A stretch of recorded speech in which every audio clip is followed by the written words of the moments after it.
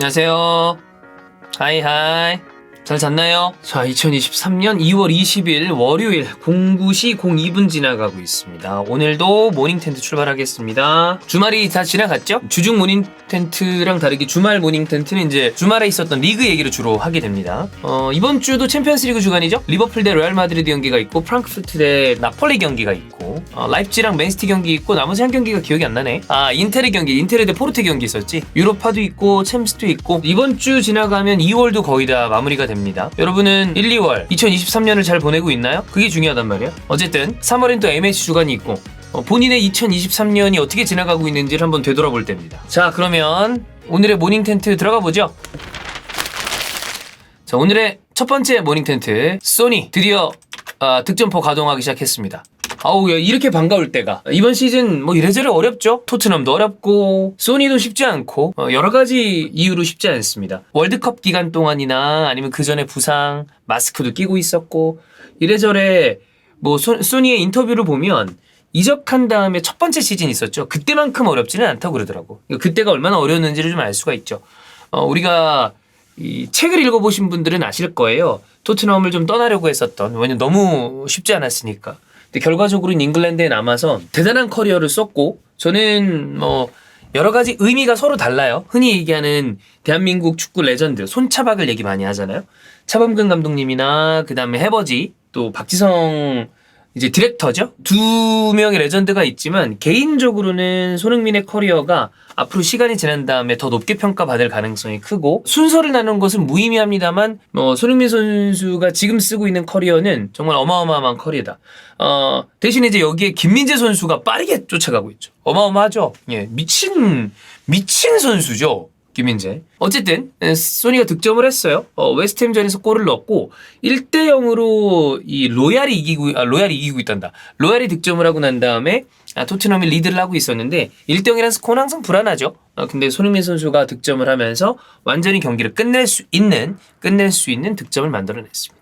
기록을 체크해볼까요? 웨스트햄전 2대0을 만드는 쐐기골. 이번 시즌 프리미어리그 5호 골입니다. 혹자는 이렇게 얘기하죠. 윙포가 5호 골이야? 너무 적은 거 아니야? 하지만 우리는 발상의 전환을 할 필요가 있습니다. 히트맵을 보자. 소니는 올해 메짤라다. 그러면 메짤라 한 시즌 리그 5호 5골? 오, 굿.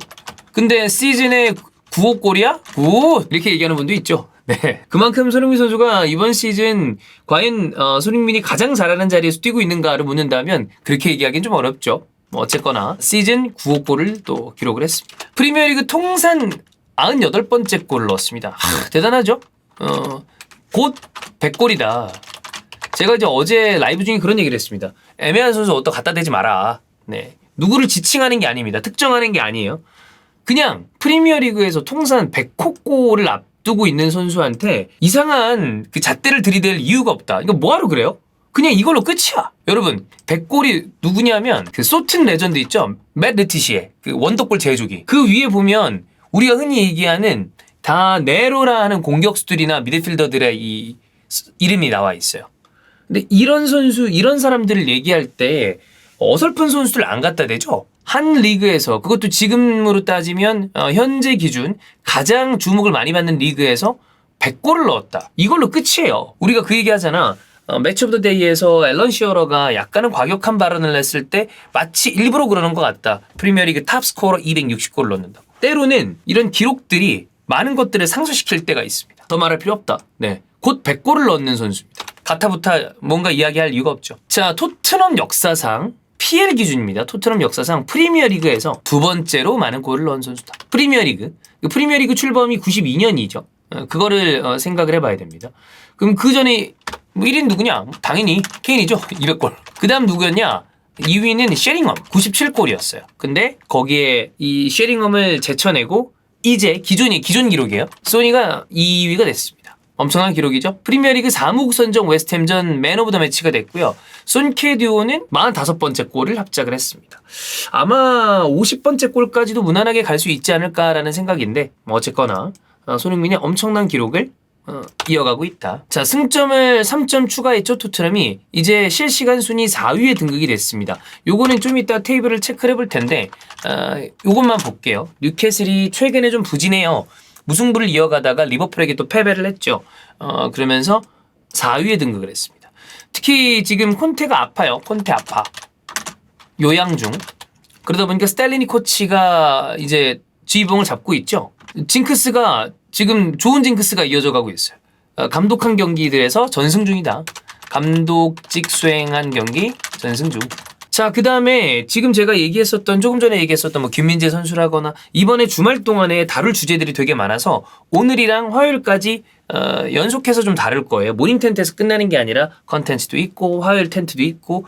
그러니까 뭐 예를 들어 맨유 지금 인수 상황에 대해서는 내일 텐트에 다룰 예정이고 또 파리 생제르맹 감독과 관련된 이야기도 역시 내일 텐트에서 다룰 예정입니다. 그러니까 요거는 좀 분산돼서 얘기거리가 생각보다 많더라고 주말에.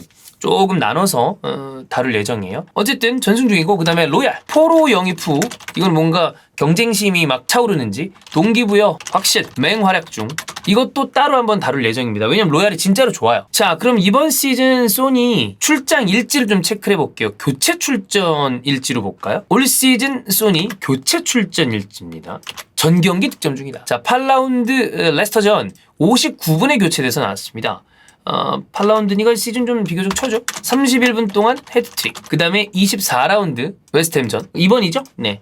이번에 68분에 교체. 22분 동안 1골. 요것만 따로 계산을 해보면 12분당 1골이에요. 그 다음에 해리케인 이번 시즌 어시스트가 2개 있거든요. 해리케인의 이번 시즌 도움 2개. 어시스트가 2개인데 모두 다 조커 손흥민에게 나왔다. 뭐 이거 종합적으로 봤을 때 뭐 교체인지 뭐인지 중요한 게 아니. 제일 중요한 건 뭐냐? 제일 중요한 건 손흥민의 위치다. 어제 봤잖아. 지금 퍼스트 터치 살아있어요. 이거 왜 이래? 터치 살아있다. 속도 죽었어? 아니, 너 살아있다. 결정력 살아있다. 즉 손흥민 살아있다. 이번 시즌 득점의 어떤 기록이 예년에 비해서 약간 저조한 듯 보이지만 이건 위치의 문제다. 볼 수 있죠. 본인의 폼이 100%가 아니라는 부분에 대해서는 소니도 얘기한 게 있고 우리가 봤을 때 약간 왔다 갔다 한 거 있어. 근데 그거 왜 왔다 갔다 했을까? 월드컵 시즌 중에 치렀고 부상 당했었잖아. 근데 나머지 다 살아있다고. 중요한 건 위치다. 근데 이제 뭐 교체 투입에 관련된 걸 조금 더 얘기를 해볼게요. 조커로 나왔을 때 교체 투입, 즉 조커로 나왔을 때 강점은 무엇이냐? 손흥민은 여전히 엄청나게 빠릅니다. 빠른 발. 요거 때문에 지쳐있는 상대 수비를 공략하기가 쉽죠. 예를 들어 손흥민 선수가 여전히 빠른 속도를 가지고 있는데 처음부터 나오는 게 아니라 보통 65분에서 70분 사이에 모든 선수들이 체력적으로 부담을 느끼는 시간대입니다. 이럴 때 빡 나온다? 부담되죠. 여기 아까 위치 얘기했잖아. 위치. 근데 상황에 따라서 이 교체로 나왔을 때가 선발 때보다 공격적으로 배치되는 경우가 있어요. 이게 참 아이러니한 건데 아니 그냥 공격적으로 쓰면 안 돼?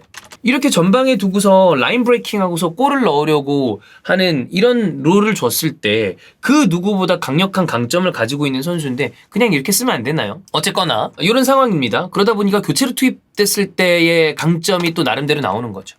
인터뷰를 볼게요. 소니가 인터뷰한 거 보면 아무도 벤치하는 걸 좋아하지 않는다. 근데 이게 정말 모든 선수가 그래요. 모든 선수는 선발 출장하고 싶고 모든 선수는 풀타임으로 출장하고 싶은 게 거의 그러니까 1000명이면 999명 10,000명이면 아마 99,900명 정도는 그럴 거야. 자, 좋아하지 않는다. 그래도 결정을 수긍한다. 손흥민 선수의 인터뷰나 실제로 만나서 이야기를 잠깐 나눠봐도 그런 얘기를 해요. 축구적으로 봤을 때 막 다투거나 선수들끼리 뭔가 갈등이 있는 거 싫다. 그러니까 그때 우리가 프리킥 좀 지금 분위기 좋은데 차는 거 어때요? 라고 AIA 관련된 인터뷰 때 얘기했는데 기회가 있다면 찬다. 근데 선수들이랑 그런 걸로 다투고 싶지 않다. 뭐 이런 얘기를 하더라고. 수긍하고 교체 출전으로 경기를 뒤집을 수 있다는 거 보여주겠다. 보여줘야 된다. 본인이 직접 보여줬죠. 그러니까 어떤 롤이든 간에 소니는 본인이 이거를 감내하고 감당하면서 뭔가를 보여준다라는 이야기를 했다는 거죠. 네. 자, 슈퍼서브로 그러면 기용될 가능성이 있을까? 저는 뭐 이거는 개인적으로는 그럴 이유가 없다. 라고 개인적인 생각을 하는데 뭐 어쨌든 이 교체 출장한 다음에 막 이제 위력이 나오는 거 아니야? 그러면 히샬리송을 봐야 된단 말이야. 이번 경기 선발 히샬리송. 주로 손흥민이 서브로 나올 때 선발 자원이 히샬리송인데 득점은 없어요. 지금 현재 기준으로 봤을 때 히샬리송의 영향력 애매해요. 아직은 애매해. 그렇다면 토트넘 입장에서 히샬리송을 선발로 내세우고 소니를 서브로 슈퍼 서브로 내세울 이유가? 이거는 뭐 저는 개인적으로 그럴 이유가 없다라고 보이고 중요한 건 다시 한번 얘기합니다. 중요한 건 위치다. 손흥민의 위치다. 손, 낫, 메잘라. 위치가 중요하다. 공격적으로 배치시켜야 된다. 교체 투입한 다음에 손흥민의 위치, 교체 투입한 다음에 득점이 많이 나오는 이유는 전방 침투를 주력하기 때문입니다. 근데 선발로 나온 경기 대부분 손흥민의 위치를 볼까요? 생각을 해보자. 어디야? 아래로 내려와서 볼음반에. 이때 아래로 내려온 다음에 볼음반을 한다거나 연계하는 위치를 강제한단 말이에요. 그 다음 윙백을 전진하는데 그거 보조 역할을 합니다. 그럴 이유가 있는가? 손흥민 선수는 전방 침투 주력했을 때 가장 강력한 선수 중에 한 명입니다. 이 정도로 좌우 왼발 오른발을 가리지 않아서 수비수를 혼란스럽게, 그러니까 손흥민 선수는 지속적으로 수비로 하여금 전방 침투를 했을 때 선택지를 강요받게 해요. 뭐지? 드리블이야? 슈팅이야? 패스인가? 삼지선다. 그 다음에 들어왔을 때 일단 빨라. 부담스러워. 근데 왼발 슈팅이야? 오른발 슈팅이야? 몰라. 양발이잖아. 왼발잡이냐 오른발잡이냐에 따라서 이 수비수 입장에서는 수비할 수 있는 어떤 방향성이 달라지는데 지속적으로 선택지를 강요하는 선수란 말이에요. 근데 이 선수를 내려서 볼음반을 하게 하고 연계를 강제하게 하고 윙백 전진을 보조하게 한다. 이게 좋은지 모르겠어요. 이 선수는 오히려 공간이 있고 침투를 했을 때 골 결정력이랑 대단한 슈팅력을 가지고 있는 선수인데 우리가 흔히 명장이라고 불리는 감독들이 뭐 합니까? 이 선수가 가지고 있는 장점을 부각시키고 단점을 내려놓는 게 가장 좋은 감독들이 하는 거죠. 이따가 조르지뉴 얘기를 할 거예요. 조르지뉴가 지금 아르테타가 그렇게 쓰고 있잖아. 근데 그럼 그렇게 써야지. 잘하는 선수면. 하여튼 그렇습니다.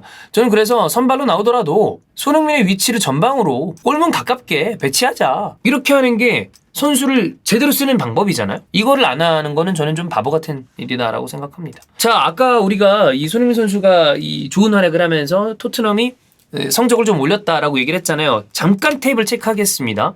아스날은 주중 맨시티 홈에서 경기에서 이제 1대3으로 졌죠. 근데 빌라 원정에서 극적인 승리를 했습니다. 이거 다행이죠. 자, 근데 이제 빅6를 보면 첼시가 소튼한테 졌습니다. 이거 포털 어떻게 되나요? 큰일 났다, 이거. 자, 그 다음에 뉴캐슬 리버풀 0대2. 리버풀 최근에 완연한 상승세 올라가고 있어요. 그 다음에 맨유 레스터 3대0승. 갓동 테나. 그리고 쾌남 베오르스트. 자, 그리고 토트넘은 웨스트햄을 2대0으로 잡았습니다. 자, 이런 상황인데 1위부터 4위까지 볼게요. 5위까지 보자. 아스날이 54점, 맨시티가 52점. 한 경기를 아스날이 덜 했습니다. 맨유가 49점, 토트넘 42점, 뉴캐슬이 41점. 뉴캐슬이 최근에 좀 흔들렸어요. 승리를 못하고 무승부 패배. 막 이런 느낌이 되면서 토트넘이 4위로 올라왔습니다. 참 묘합니다.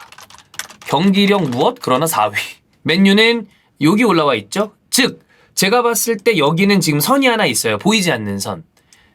이 세 팀이 위쪽으로 치고 올라왔고 여기는 계속해서 아마 치고받을 거다. 자, 그 다음 한 칸 밑으로 볼까? 6위부터 10위까지 보겠습니다. 풀럼, 브라이튼, 리버풀, 브랜트포드, 첼시인데 리버풀은 지금 상승세예요. 요거는 역시 한번 따로 다뤄볼 필요가 있어요. 리버풀이 지금 최근에 좀 비교적 올라오고 있습니다. 경기 수가 모자란 걸 감안한다면 만약에 24경기 기준으로 그 경기를 다 잡는다 치자. 그럼 41점까지 올라오거든. 그럼 뉴캐슬이랑 승점 차가 많이 안 나.